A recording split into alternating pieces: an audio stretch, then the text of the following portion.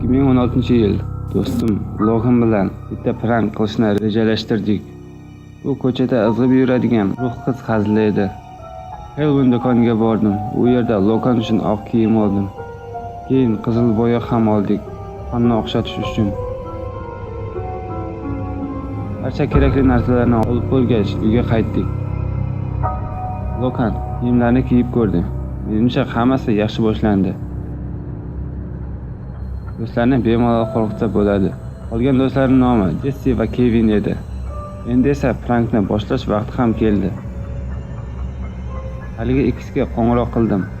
Ikkalasi birga kelishni va tuni bilan soat 10larda mashinada sayr qilishimizni aytdim. Ular rozi bo'ldilar. O'shanda soat 8 bo'lgandi. Lokanni ko'pir tomonga olib borishim kerak edi. Unga yarim soatcha vaqtimiz ketdi. Lokanni kerakli joyga tushirib, bizni mashinani ko'rganda yo'limizga chiqib qo'rqitishni aytdim.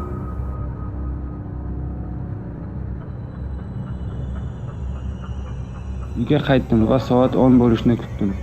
Ko'p o'tmay Jessi bilan Kevin ham keldi. Ularning mashinasiga o'tirib oldim. Jessi rolda edi. Bugun men haydasam bo'ladimi deb so'radim.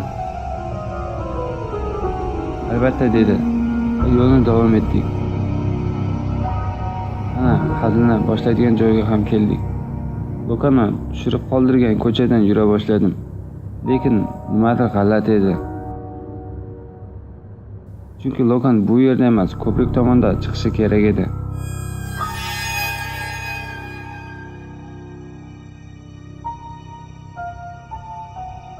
Jessi bilan Kevin juda hayratda.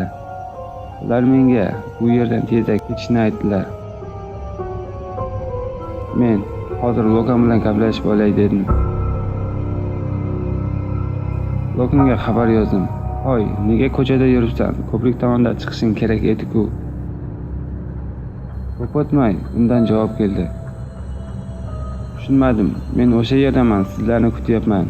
Aytgancha qayerdasizlar?" dedi. Yuragim muzlab qolgandek bo'ldi.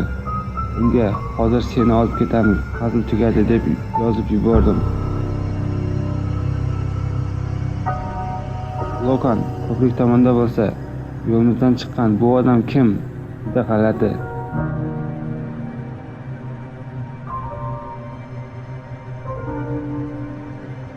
Jessi bilan Kevin hali ham orqaga yurishni aytayotganlar. "Yo'q, bu yerdan o'tishimiz kerak" dedim. U "yo'q" deb baqirdi. Unga e'tibor bermay, kim bo'lsa ham yonidan o'tib ketmoqchi bo'ldim. Yondan sekinlik bilan haydab o'tdim. Yuzini ko'rganda juda qo'rqib ketdim, chunki uyushtirilganga umuman o'xshamasdi.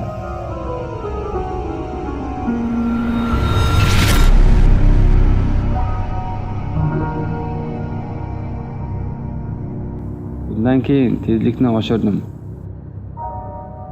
Lokanni olib ketishimiz kerak edi. Keyin Lokanning yoniga ham keldik. O'rindiqda bizlarni kutib o'tirgan ekan. Signal chaldim, yonimizga keldi.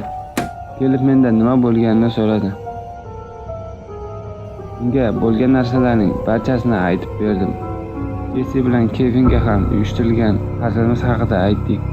Ularga prank qilmoqchi bo'ldik, lekin kutilmagan narsalar sodir bo'ldi. Keyin barchamiz orqaga qaytdik, chunki boyagi qizni ko'rmoqchi edik.